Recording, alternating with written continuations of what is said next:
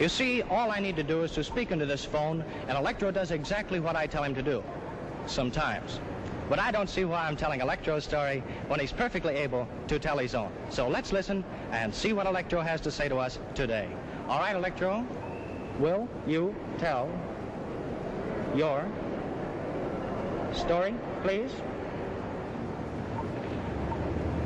Who? Me? Yes, you. Okay, Toots.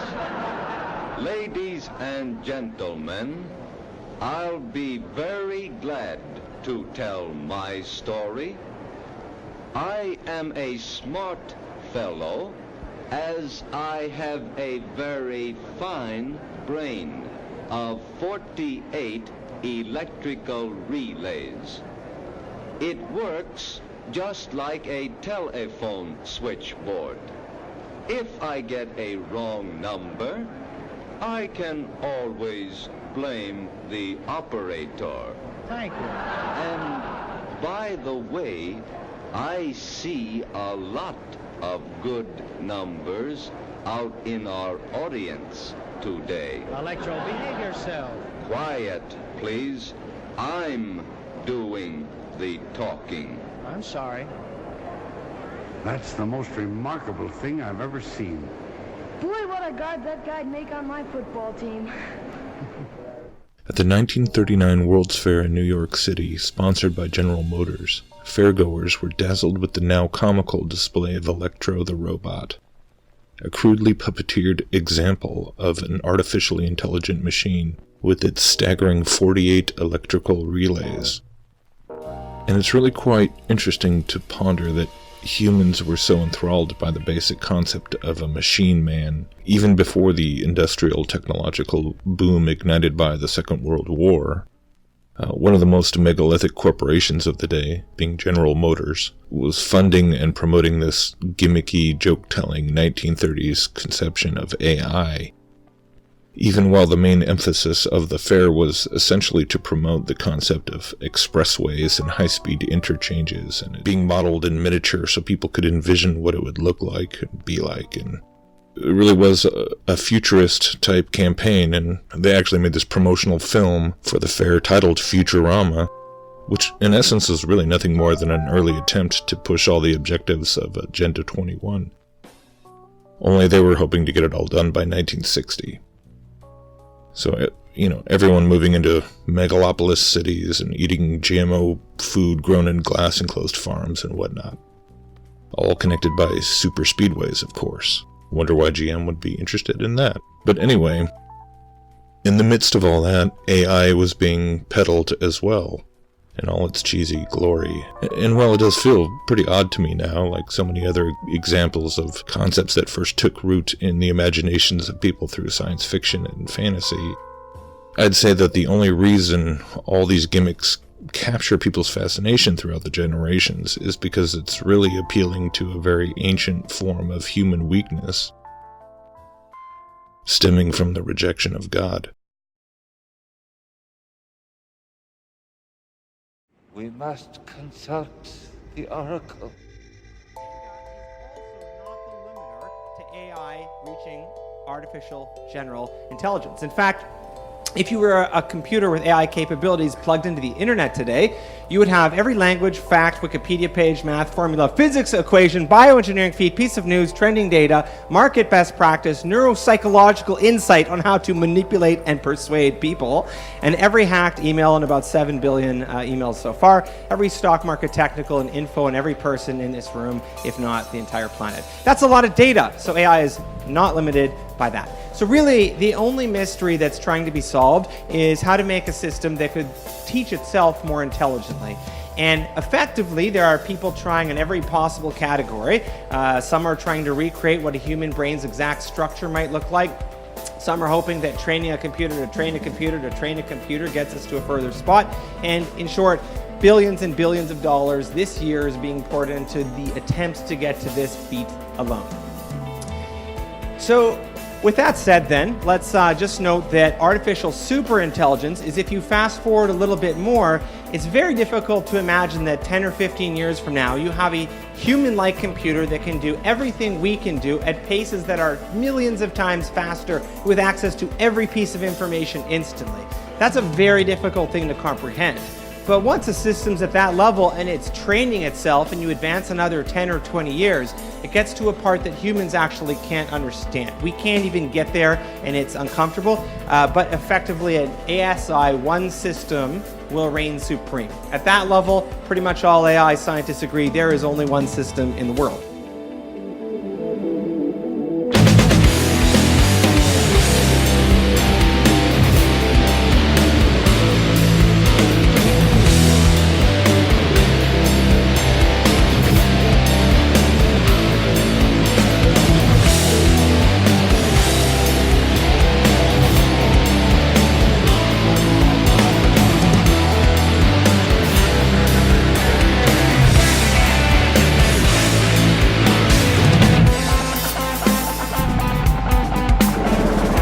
One, two, three, 4, 5. 5? Well, that's absolutely correct. Well, he's almost human. If he wasn't so big, I'd take him for an engineer.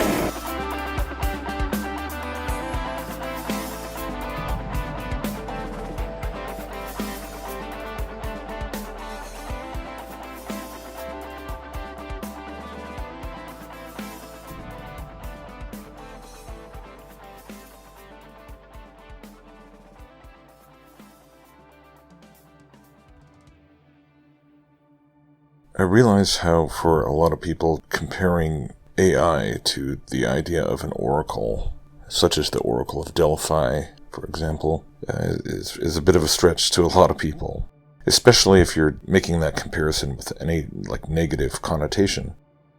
Interestingly enough, though, I suppose as a positive connotation, it's actually a comparison that's already been made by at least one individual, being this guy, Dr. Keith Grimes, who is a doctor from the UK who focuses on the whole issue of digital health and the integration of virtual reality, augmented reality, and artificial intelligence. And in this article that he wrote just a couple years ago, titled The Digital Delphi, Artificial Intelligence in Medicine, I mean, even the headline picture for the article, he chose the Oracle from the movie 300, which I borrowed from to make that intro clip with the guy talking about artificial intelligence. Of course, links will all be below for this article as well, but he starts off by saying, "If knowledge is power, then from the 7th century BC to the 4th century AD, the most powerful women of the classical world were undoubtedly the oracles of Delphi.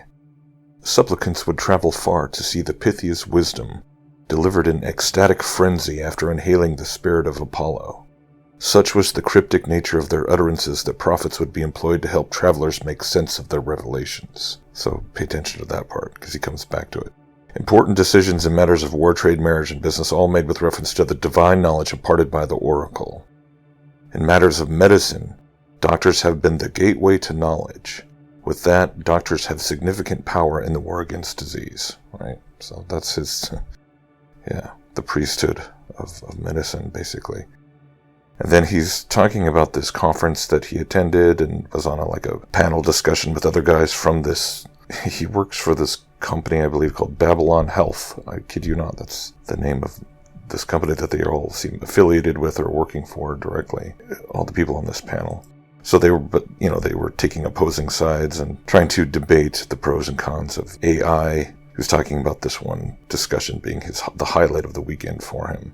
Defending the idea of clinical AI in how it's already getting to the point where it can far outperform things that particularly the specialist medicine fields, where you're doing lots of very complex analysis of scans and MRIs and X-rays and all these things. Obviously AI is, there's all kinds of ways that it's actually threatening to put a lot of these types of professions into a very different role, where they just they're more like technicians rather than actual medical specialists and things like that. But I'm here at Taipei Veterans General Hospital, where they're already experiencing the benefits of AI. Whilst many AI systems are hidden behind closed doors, in this hospital we were given behind-the-scenes access. We have a patient actually inside the tunnel, and he is scanned for his brain to see if there are any brain metastases coming from the lung cancer. Many of the patients come here already have preliminary diagnosis as a cancer from outside hospital. So every patient come here with anxiety. So our purpose is to diminish the anxiety, the degree of anxiety, and to shorten the process. In real world, I have to read the images one by one. It's pretty heavy physical loading work. But with AI assistance, I can ask AI to help me to read the images. But what could take a doctor a couple of weeks can be done by the AI in seconds. And you can see that how quick the image has been uploaded to the system. And from the AI, you can see the lesion already there. And another one here. That time can make all the difference. Beyond the diagnosis, the AI is also assisting the surgeons with surgery decisions. Already patient has been stage 4 lung cancer, so he shouldn't be operated. So basically, at some point, as AI gets better and better with all these, like doing surgeries and diagnosing illnesses and performing all, like eventually everyone in the medicine field will be more akin to the equivalent of nurses, where you're like, where essentially one of your main things is just to provide that human contact and that personal care and attention, but like all the thinking is done by the machine, which is a collaboration of all this medicinal knowledge and all this practice over the past, hundreds of years in medicine for all the good and bad that it does. But then he ends this article by saying, the concept of artificial intelligence has been around since the 1950s, which, as we just saw, in 1939 it was certainly around, with Electro the robot, and even far earlier than that, obviously. So he thinks it starts in the 50s. I mean, this is a guy who is a huge advocate of AI in a lot of ways, but thinks it's only been around since the 50s. So he says, and we've seen this level of enthusiasm before. We've also had our hopes dashed before. I believe we're entering a time when some of that promise will be realized, especially in narrow specialist areas. For this reason, I see the general physician outliving the specialist when it comes to head-to-head performance against AI in terms of patient care. Before my GP colleagues get too comfortable, even that advantage will pass in time, leaving the nurses as the most valuable humans in the healthcare system. It may be that we will coexist as providers of healthcare, but surely there will come a time when AI will be superior to human in a number of areas. When this happens, if we truly respect traditional medicine and believe we must first do no harm, maybe doctors should stop diagnosing patients. And with that, is the best that doctors can wish for is to become gatekeepers of the knowledge? Prophets at Delphi helping the patient understand the superhuman wisdom of the AI oracle? Or will this knowledge be available to the patients directly, leaving doctors shorn of their power?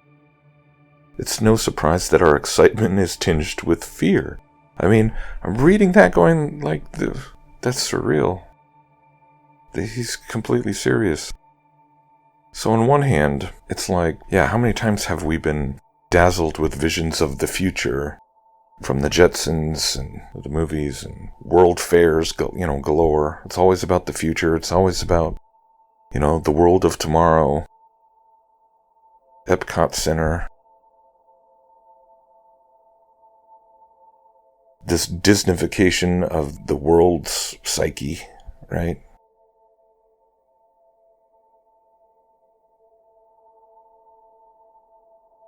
And yeah, in some ways it's like they're talking about things that seem ridiculous and absurd and so far off in the future. But at the same time, there's so many things that are already happening right now to where things are changing at pretty much exponential rates already. And it's still kind of in pockets. It's not like AI is all, it's not the super AI. And, obviously like that guy at the beginning is talking about the ASI, artificial superintelligence, which is what he was saying, it comes after general intelligence. But for me, it's really not even about all these questions like, will AI ever truly achieve sentience or self-awareness? Because no, the answer is no. But, I mean, even if it could replicate things to just frightening degrees about, like, human speech and you know, so what?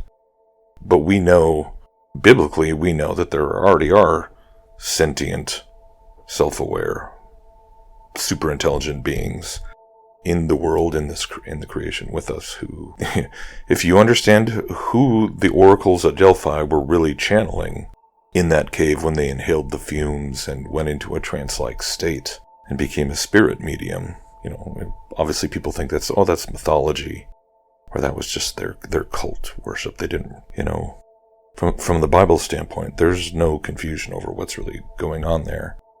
And that's why when you see somebody who's like part of this whole movement in this industry, he's a practicing physician who also goes to conferences and, you know, is always trying to work with developers to build new apps for his augmented reality headsets that he uses in his practice with his patients. He's like a digital health activist in the UK healthcare system, so it's kind of fascinating. Babylon Health, man. Enough said.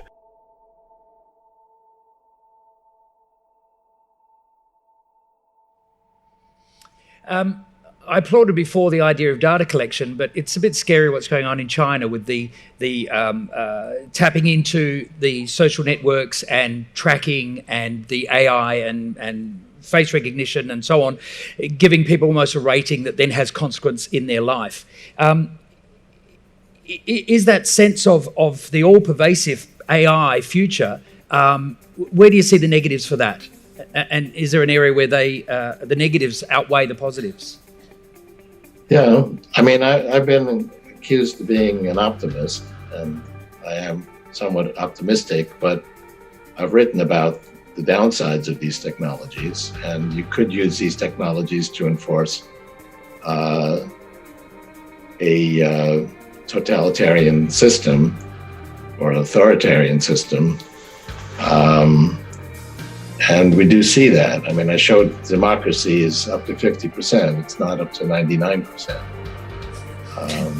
We do have to fight that. And I think that things like socialization and other types of activities, politics that affect our daily lives is still very important. It's not just up to technology. And we could use technology to enforce an authoritarian system, and we do see that in a way. And so we have to keep working on that.